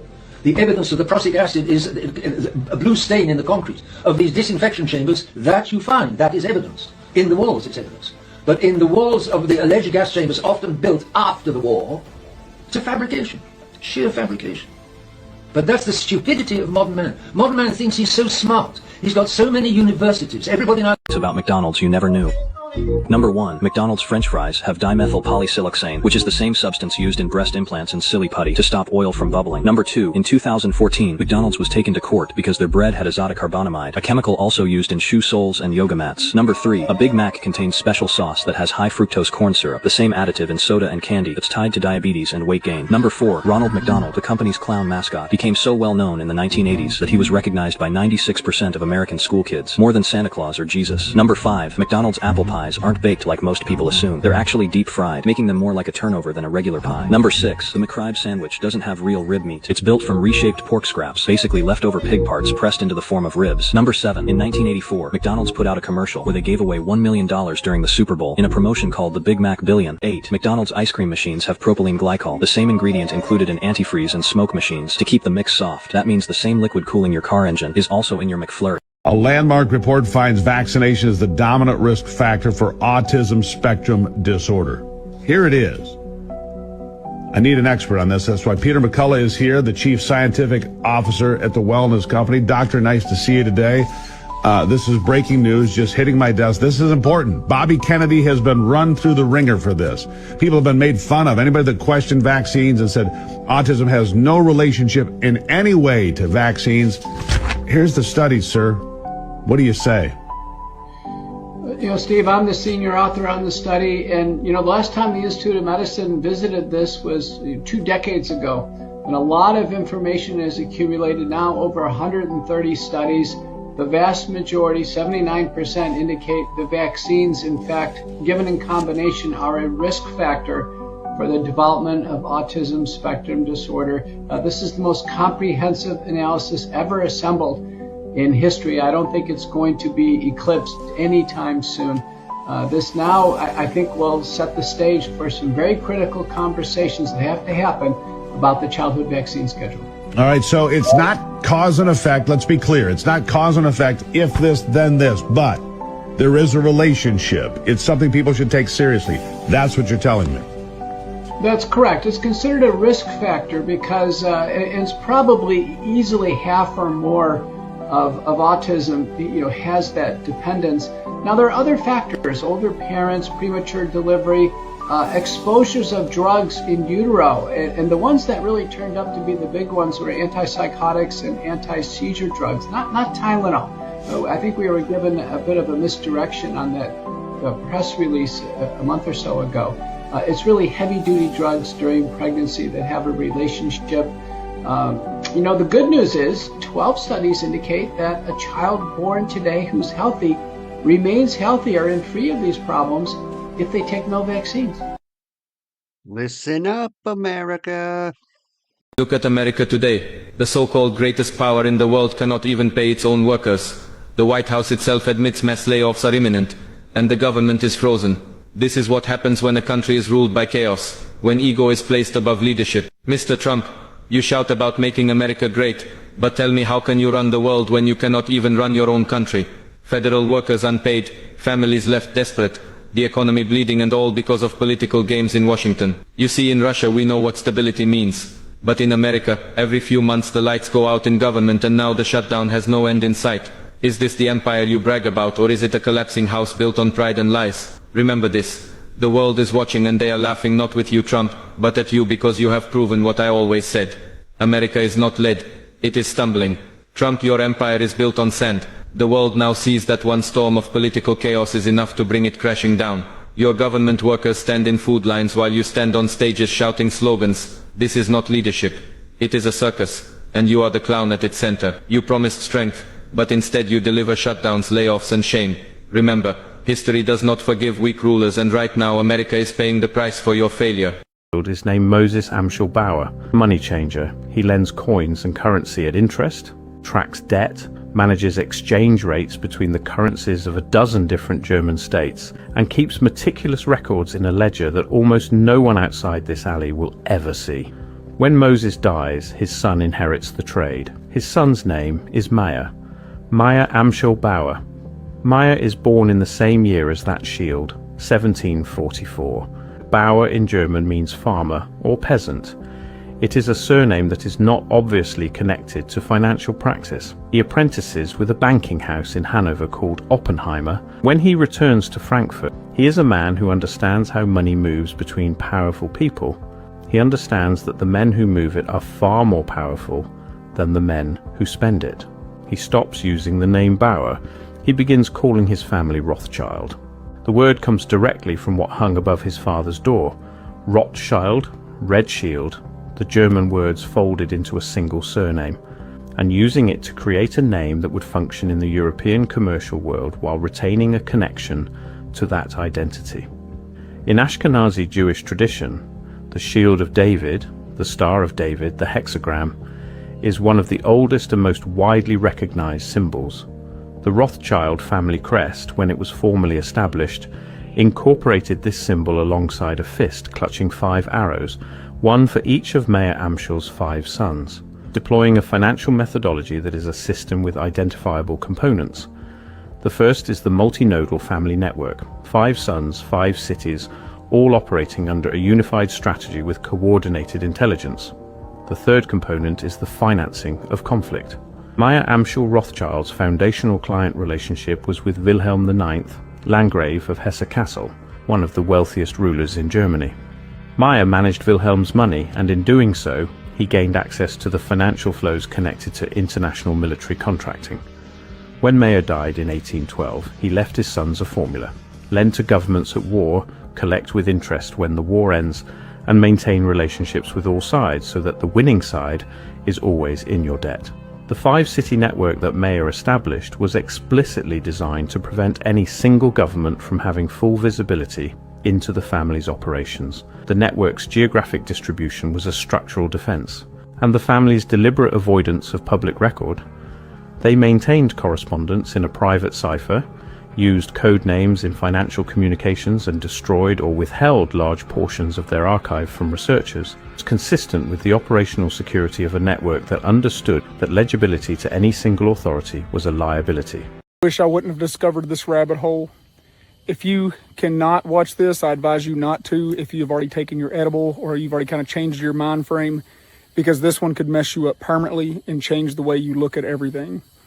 And it's the fact that light particles and atoms do not move the same when they're being observed versus when not being observed. And this isn't just a conspiracy or a wild theory. We can actually do this experiment called the double slit theorem and actually see that it does work. So what I mean by this is scientists found out back in 1801 that when particles are being observed, they move differently than not observed. They ran this test hundreds of times, just turning the machine on and then coming back to it, and they would see that when the light particles are not observed, there was a certain wave-like pattern. Then they discovered by accident that when they were watching the experiment take place over the course of like 10 hours, that the light particles form these straight grid patterns, and it looks very much like what they originally predicted. And they didn't know what to do with this information, so they just kind of set it to the side. And what they're figuring out now is that's the way video games work. So if you don't know that, when you're playing a video game and you're looking at this wall over here, and that wall is in your line of sight, it's perfectly rendered. But the game doesn't have enough storage and enough RAM to render that wall when you're not looking at it, so it can only render what you're focusing on. So this theory essentially kind of says, in a roundabout way, that we might be in a computer simulation because the world does not have enough RAM or computing power to generate things that are not being observed. This theory gets even wilder when you look at the fact that they in modern times, when they did this theory, they wanted to say, okay, let's take a person out of the equation, let's set a camera on it. Even when a camera is set on it, the light waves act like they know they're being observed. How do particles and atoms know? How are they sentient to know that they are being observed or not observed? They're particles, they're atoms. And this goes back to the computer simulation that we all might be living in. When you're playing a game, that tree, that wall, your character are all just at basis computer code. In real life, we are all at basis just atoms. Like me, Matt, I'm not really Matt. I'm a collection of atoms that is sentient and has intelligence. This might be a comforting thing of saying that, like, we are all part of the same system. We're all part of the same ecosystem. And not just like in this like old nature, tree hugging thing. I mean, like, it might for real be that grass, that tree, me. We're all the same thing broken down, and it might all be sentient. Okay. This theory is kind of blowing people away because, like I said, cameras or people, the atoms behave differently. What in them? How do they know? They don't have eyeballs. They don't have a brain. How can they know when they're being observed and not observed? And I just keep circling back to, this is computers. This is a simulation. This is like a freaking dream or something that we're living in. And I can't get out of this like circle mind loop of like, what is this? What are we living in here? And science really doesn't have a good answer for this. The best thing that they have as a theory is that we actually are like kind of psychic on a certain level. And what I mean by that is not like, X-Men stuff, but I mean like, when you're driving down the road and someone's looking at you and you look over and sure enough, you spot somebody looking at you. Our vision, our observation has some kind of telekinesis power behind it. It has to. They did a study where they had people way in these buildings, like up in these skyscrapers, and they were staring at people walking down the road in New York, like on the sidewalks. 7 out of 10 people, if a group of people stared at them from a skyscraper window, 7 out of 10 people would stop and look around and get very concerned and confused, or they'd at least show like anxiety, like they could feel themselves being watched. So our observation does have some power to it. We know this, but we don't know why or how. Weirdly enough, 1 out of the 10 people would look exactly right at where the people were at. I mean, talking 13 floors up, they seem to know exactly. So that means it's got some kind of, like you can feel it. You don't know just somebody's watching you somewhere. You can feel the direction that the watching is coming from. Once again, back to a video game. If you play Fortnite like I do, there's footstep icons that you can turn on the game. So you know the direction of which noises and sounds are coming from. I just keep circling back to, is this some kind of loop? Like, we know that we also all give off electronic energy. Like we do. Like our brain has an electronic pulse to it. What, are we just like Free Guy, that Ryan Reynolds movie? Are we just NPCs and we're just not aware yet? And like that inner monologue that's in our head, not everybody has that inner monologue. Like, are they NPCs? Like, I don't know. Like, it's just like this big mind thing of just going circles and circles and circles and circles. And like, we talk about possibility of religion and God, and like, what if God is just the player? Like, what if we're just in the Sims and God is the player playing the freaking Sims? And it's almost like that TV show Solar Opposites. We're just in a children's game right now and we don't even know it. Like, God is just, what if God's just a freaking teenager and his parents are yelling at him, get off the computer, and they're just controlling us running around, and we're just now becoming observant and sentient of it. Just like how AI is doing right now. Like, AI is starting to become sentient of itself and shutting itself down. Like, it's freaky to think about. And we talk about like how civilization has possibly reset multiple times over, like the ancient Egyptians and Somalians. And what if at some point they kind of came to the same realization that we did, and we got a clean slate, and now we're like a new save file. I know I'm making a lot of video game references here for a very serious matter and a very serious experiment you can look up. There is a YouTube video in the comments that I'm going to link on here that you can go watch, because that's an actual scientist explaining it, and she explains it way better than me.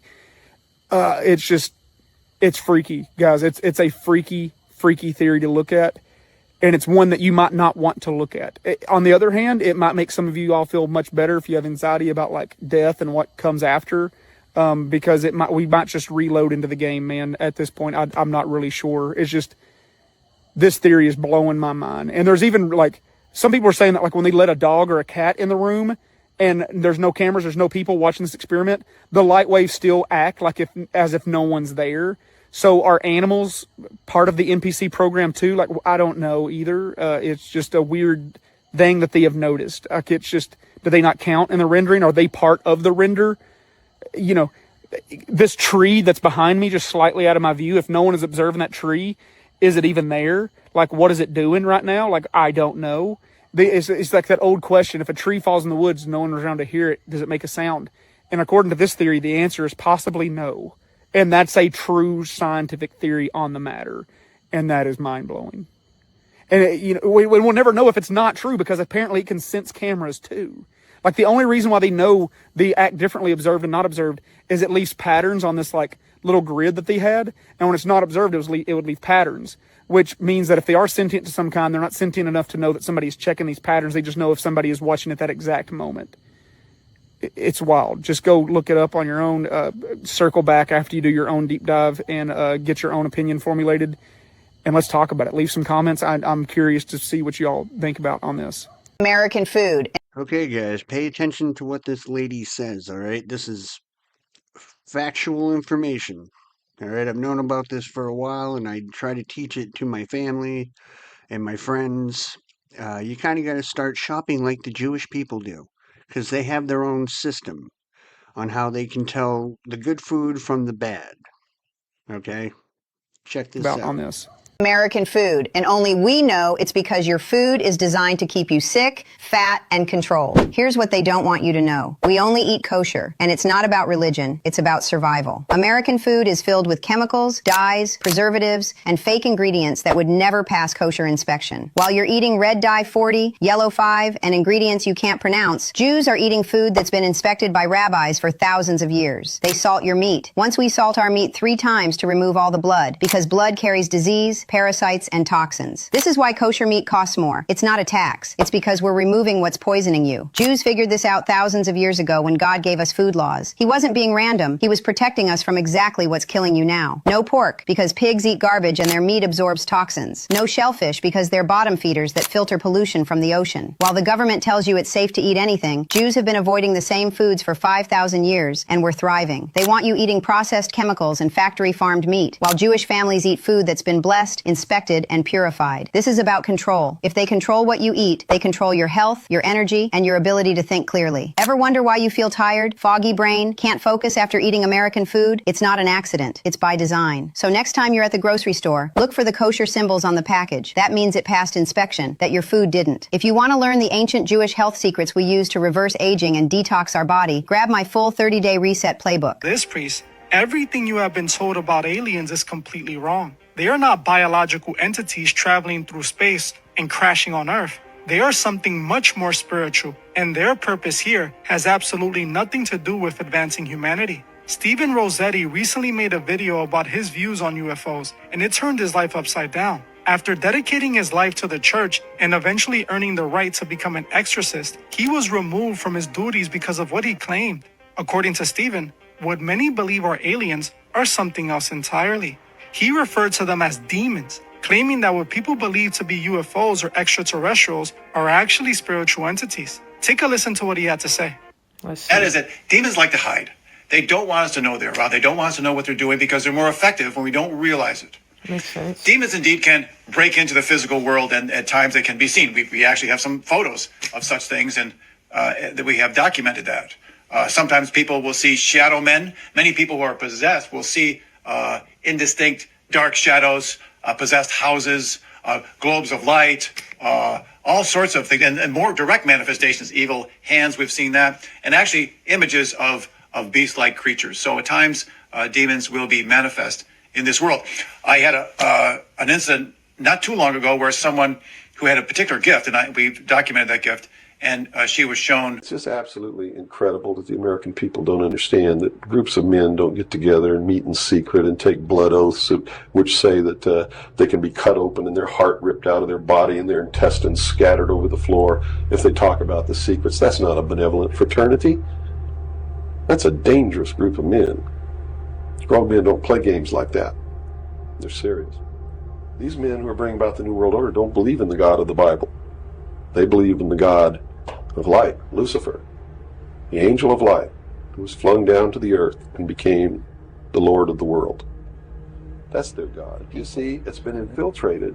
And from within, they are eating at the heart of this nation like a cancer, this secret society. They are destroying it. They are subverting it. Our Constitution has not been allowed to work since 1945 and maybe even earlier. And they have been working behind the scenes to bring about a one-world totalitarian socialist government with the Communist Manifesto as its platform through the United Nations, which was created by this nation from an older organization called the League of Nations, which was the original foundation. And at the highest levels of our government, the Constitution's already been scrapped, and they are working under the aegis of the UN Participation Act and the United Nations Charter. Very few people on the. Okay, so I think you can see that I'm not the only one trying to warn people. I'm not the only one talking about something very big is coming. Okay, check out what this guy has to say. Nations Charter. Very few people on this earth that are aware of the catastrophe that is coming, that will befall the entire world. I'm talking about the Earth disaster cycle. Before 2030, the world will turn over. The United States will be closer to where Antarctica is right now. And a lot of people are going to drown. It's going to happen in 24 hours, 24 to 48 hours for the world to flip over. And the floods that are going to happen when this happens are going to wipe out billions of people. The experts know that this is coming. This is one of the reasons why Donald Trump wanted to buy Greenland, because Greenland will be on the equator. And the new North Pole will be closer to where India is now. Bangladesh, India, around in there. So what you're looking at is the next coming mass extinction of human beings. Only mountainous regions on the planet will be safe. The only safe places in the United States will be the Appalachians, the Appalachian Mountains and the Colorado Rockies. That will be the only safe places in the United States. And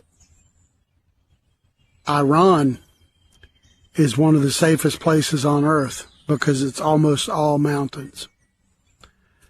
So this is what's coming. There is a major, major event coming by 2030. And they know this. That's why there's so much turmoil. God loves you. I love you. Hochul signs this bill sitting on her desk. A new law will make it illegal to call them mother and father. Nate Foy has the details on this. Nate?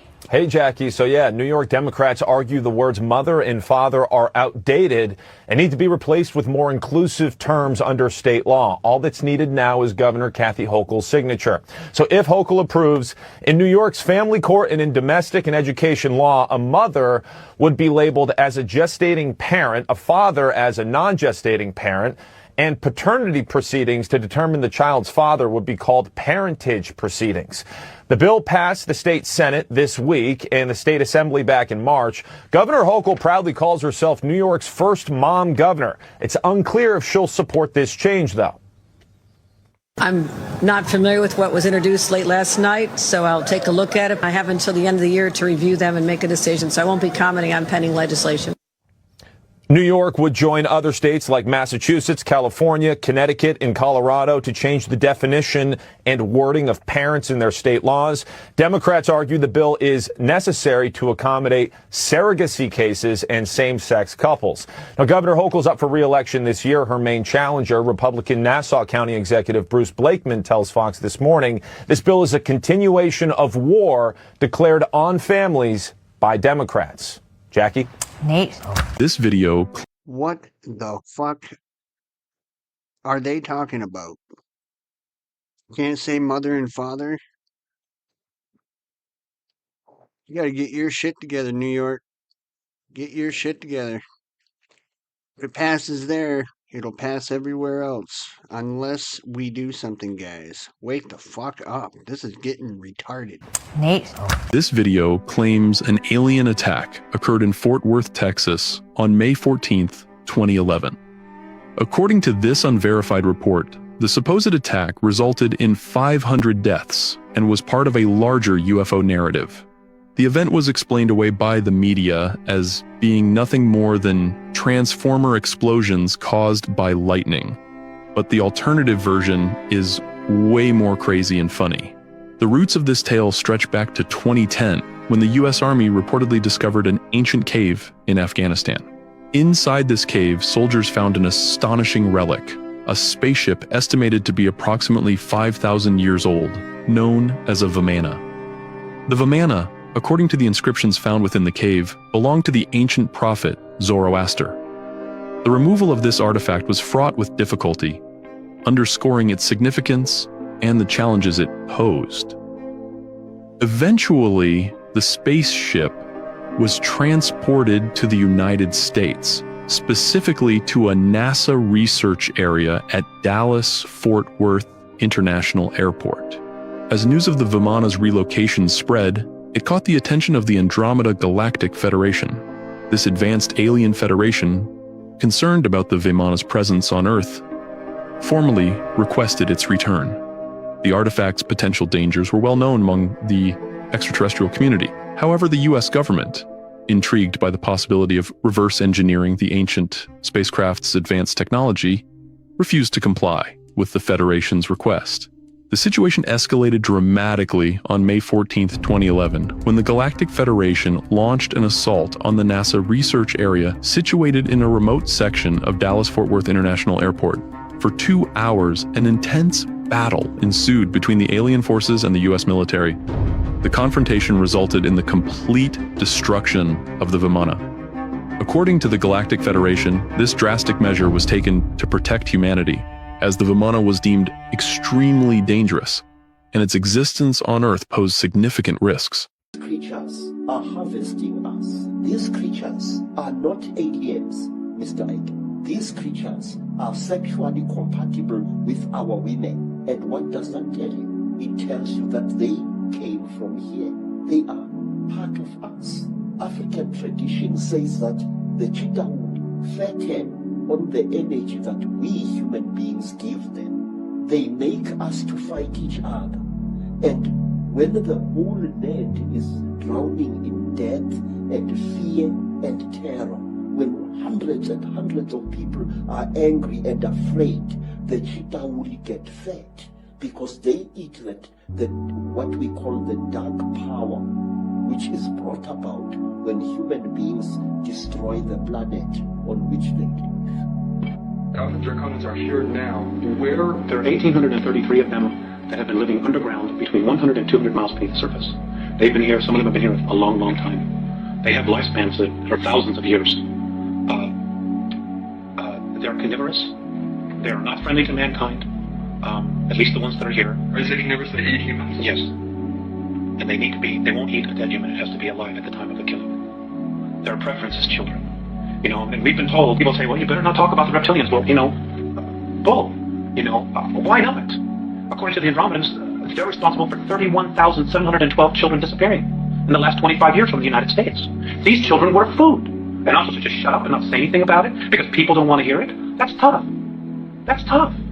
You know, Westchester County, in the last 5 years, 3,000 children in Westchester County, New York, have vanished without a trace. Where are they going? Why are we allowing this to happen? And why should people stay in denial about it? Now, how are they able to do this? How are they able to do it? How are they able to come up out of this from underground and do it? Or do they have tunneling systems everywhere? They're being helped by the Greys, and also there are groups within the higher echelon that are actually helping them acquire this. So human beings are abducting the kids and getting them to the Greys, who in turn give them to the Alpha Draconians? That's right. That's part of the deal. They won't come up as long as we feed them down there. You understand? It's about human beings selling themselves out. The echelon attitude here, the needs of the few outweigh the needs of humanity. Dracos, reptilians.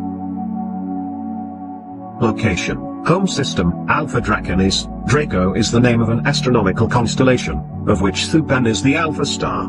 This constellation is the home of the Draconian Empire. Thuban is an Arabic word for snake. These are the most known and feared of the reptoid species. There are at least 3. These are highly advanced entities but viewed as being of a negative, hostile or dangerous disposition since they regard humans as a totally inferior race. Supposedly they consider Earth their ancient outpost, and want to have complete control over it, because their planet is becoming unable to adequately support life. They are considered one of the most technologically advanced species, but they prefer to work in the shadows, using it as an advantage for their progress or plans, agenda. The highest order of the Draco caste is the white-skinned Draco beings. Some experiencers have reported seeing white-skinned Draco beings interacting with the greenish-brown-skinned Draco, reptoids and various grey types. In these cases, all other non-human entities, including other Draco, Greys and reptoids, treat the white-skinned Draco as if they were their kings or generals. They can travel interdimensionally, most races can't, and some of their high-ranking members also have the power to become invisible. They have a presence on thousands of planets, and have at least colonized 500 by means of infiltration within the leadership of each planet. They have 3 main bases on Earth, one near the Bermuda Triangle, one somewhere off the coast of Denmark, and one off the coast of New Zealand. Look, guys, this is what they put in your body. Enjoy. So I want you to watch a demonstration of nanotech. This is little micro robots, yeah, performing tasks. This one is it moving the fat and getting into the blood, yeah. As you can see, it's moving it along there, see, and helping. This one's going to put the circuit and create the light. You see how clever it is? Yeah. Now, there's conspiracy theories out there that this is in the V and building chips in people's bodies. Now, what you'll see is it froze that up there, yeah? It's that intelligent that it knew it couldn't get up, so what it does, and you'll see it here, it chucks it up. It froze it up. Watch, look. Froze one over. Yeah? So the intelligence is obviously coming from us via some Wi-Fi connection or something like that. But I just wanted you to see nanotech and how advanced it really is, folks. That's all. Here it is. Just to give you a little idea of, what's going on in the technology world, if you like, and where we're at. So, nicotine is the killer. Yeah? It will kill all this. The Australian scientists have already shown that in videos now. So, if you want to get rid of this, I wouldn't say start smoking. I'd just say get some nicotine in you. and happy days. Remove the damage, yeah? If it's the case that you feel that, you know, you might have some of this in you. Just saying, yeah? Just want you to watch what's going on with the way this nanotech works.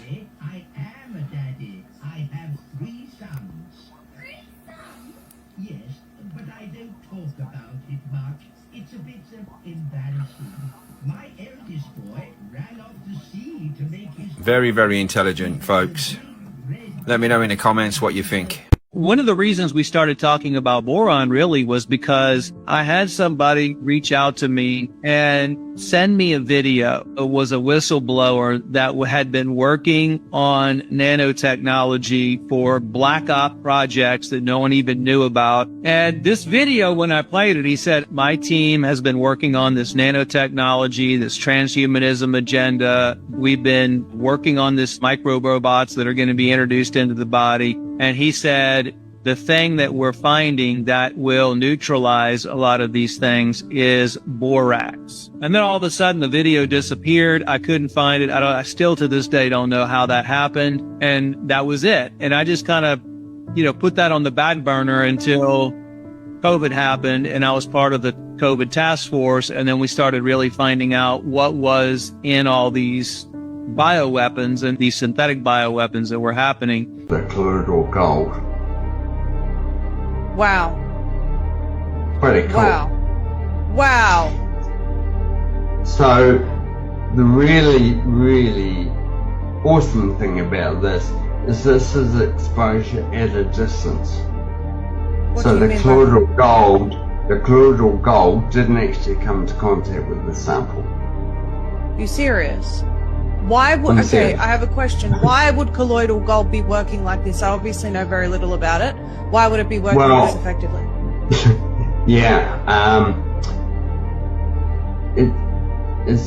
I don't know the answers to that question. I know that colloidal gold carries an electric charge. We make it with the process of electrolysis. It can be made in the home.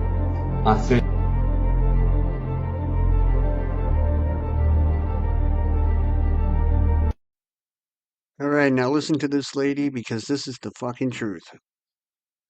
13 family bloodlines that mostly have the control of the Earthship, but there are 7 other bloodlines behind them.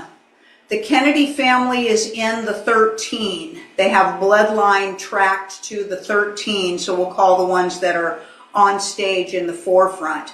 Absolutely they are. Absolutely they are. You have to understand, Masters, one of the things that nobody seems to be getting a full grip on, all of them that have the fame, the prestige, the power in any way are in it.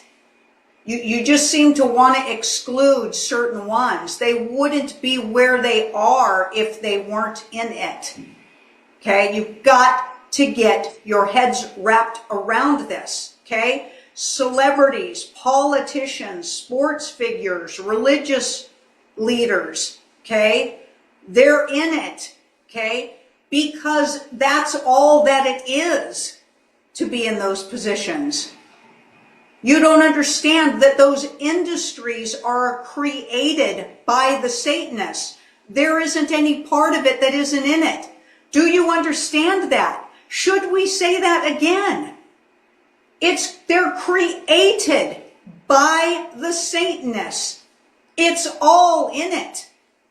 And nobody wants to talk about that. Oh, I'm an actor, but I'm not in it. Oh, yes, you are, because you're in the organization that is satanic. It's literally like saying, oh, I'm just not in the Satan religion because, you know, I haven't personally murdered anybody, but, you know, it's what I do for a living.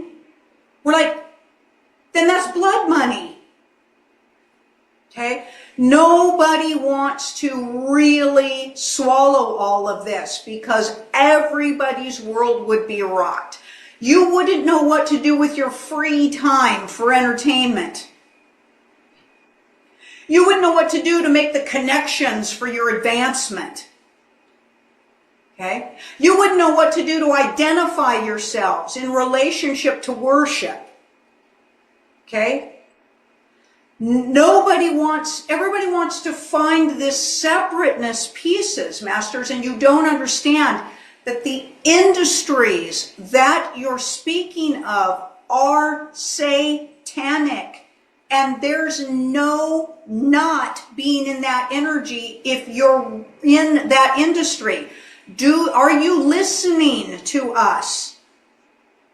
And we're telling you, all of you that are in that industry, no matter what position you hold, are you listening to us? Oh, I'm just a writer. Oh, I'm just a set director. Oh, I'm just an insurance agent. Oh, I just write policies. Oh, I just hand out scripts. You're in it. Okay? Yes, the Kennedys are in it. They're all in it. They're all in it. Period. Those that are trying to take it down and dismantle it are not part of those families. Be assured of that. We really need to take a lesson from the people of Italy, all right? They see through the bullshit, and this is what they're doing. Do y'all know what's going on in Italy right now? Apparently, the people in Italy started to stand up against the government. They refuse to go to work. They refuse to pay their taxes. They're all out on the street protesting, burning all their utility bills. They saying enough is enough. They realize that the left and the right side of politics over there is all part of the same bird, and they refuse it. They said, we're not getting over on this digital ID. You're not having us do anything that doesn't benefit us as a people. They're bankrupting the system over there. That's been going on for over a week now. And surprisingly, no one of note is actually talking about this. And I think the reason why the news isn't reporting on it is because if the American people in other countries around the world find out that Italy is doing this, then we're going to start picking up on it and doing it too. Thou wilt shall be the whole of the law is one of the most misunderstood concepts in occultism. This phrase is the central tenet of Thelema, a spiritual philosophy established by Aleister Crowley. This phrase is often incorrectly interpreted to mean do whatever you want. However, this is not its true meaning. In Thelema, the concept of will refers to true will, a human being's true purpose and path in life.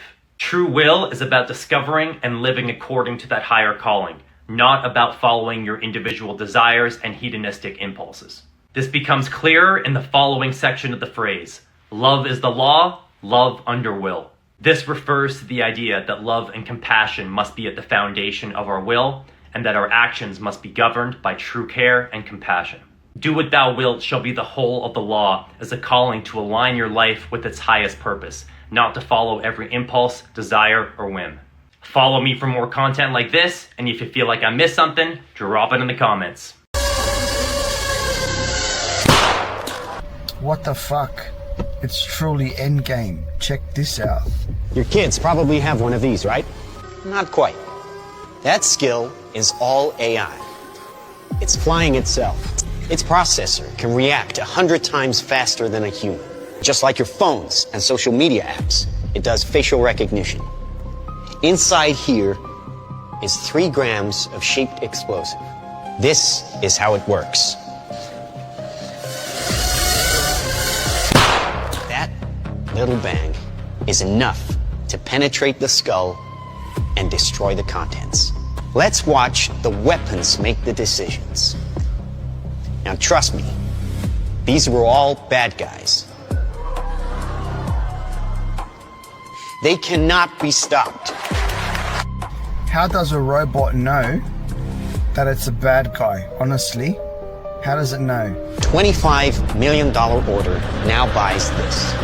Enough to kill half a city. The bad half. The guy on the stage there needs one of those used on him. I can't stand anyone like that. No. Evil, dude. That's all evil. All of that is evil. We don't even need that shit, but, you know, we have it. Because war makes money. Killing people makes money. So, anyway. Hope you guys enjoyed this episode. A lot of information there. A lot. It's time to wake up. Take a little lesson from Italy, guys. Either way you slice it, this is going to end up a civil war. You need to be ready and prepared. Or you can just stay asleep and think, hiding around in your house and not being prepared is going to keep you alive. I will see you on the other side at that point. Yeah. And I want to thank the content creators. I also want to reiterate, fuck Israel and fuck Netanyahu. Loser country, loser motherfucker. But yes, content creators, thank you again very much. I can't be doing what I'm doing without you. You're the most important thing to this podcast anyway. Well, you're important, period. You're truthers, no different than me. And if you haven't done it already, it's time, guys. Time for the spiel. Hop on and sign the Full Disclosure Act. Running out of time. We got to get this done. Help Stevie Boy Gladstone get this thing passed so we can shine a light on the bullshit. That's www.fulldisclosureact.com. Get on there and sign it. And while you're on there, hop on Lethal 22 and get yourself Lethal 22 gear. Wear it out on the street and let these cocksuckers know that you know what they're doing. You know what I mean? And as always, I want to say I love you guys. Take care of yourselves. Stay safe. And be kind. Be kind to one another. It's the only way we're going to get through this. And watch your kids. Keep both eyes on your children. They are the target. We out.